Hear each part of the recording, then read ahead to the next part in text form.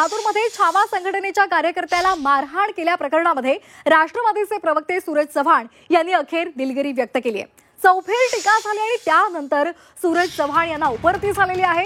राष्ट्रवादीचे प्रदेशाध्यक्ष सुनील तटकरे यांच्या पत्रकार परिषदेमध्ये तुफान राडा झाला।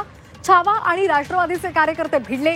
छावा कार्यकर्त्यांनी कोकाटे यांच्या विरोधात निवेदन देत असताना अंगावर पत्ते फेकल्यामुळे राष्ट्रवादीचे कार्यकर्ते आक्रमक झाले होते। लातूरमधील शासकीय विश्रामगृहातील तटकरेंची पत्रकार परिषद संपल्यानंतर तटकरे तिथून निघून गेले। त्यानंतर तटकरेंच्या अंगावर पत्ते फेकणाऱ्या छावा संघटनेचा कार्यकर्ता विजयकुमार घाटगे पाटील याला राष्ट्रवादीच्या कार्यकर्त्यांनी अमानुषपणे मारहाण केलेली आहे। असंवैधानिक शब्द वापरले आणि त्यामुळे चोप दिल्याचं राष्ट्रवादीच्या सूरज चव्हाण यांनी म्हटलेलं होतं।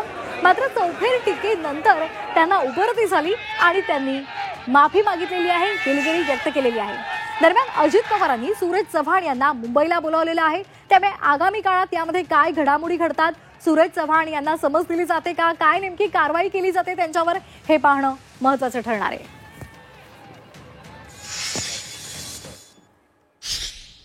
संविधानिकपणे त्यांनी मागणी केली असती तर आम्ही काही त्याच्यावरती आक्षेप घेतला नसता, परंतु तुम्ही आमच्या कार्यक्रमात येता, आमच्या पक्ष नेतृत्वाला खालच्या पातळीवर शिवा देता, तर राष्ट्रवादी काँग्रेस पक्षाचा पदाधिकारी म्हणून अशा भावना उमटणं साहजिक होतं आणि त्या प्रतिक्रिया ज्या उमटल्या आहेत त्यांनी असंविधानिकपणे बोलल्यामुळे त्याला जशास तसं उत्तर राष्ट्रवादीकडनं दिलेलं आहे।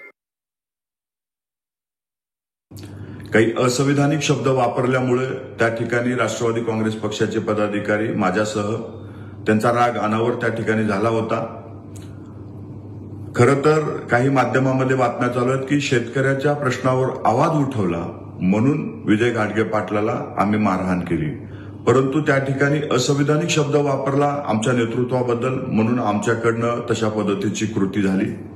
मी त्याबद्दल दिलगिरी व्यक्त करतो।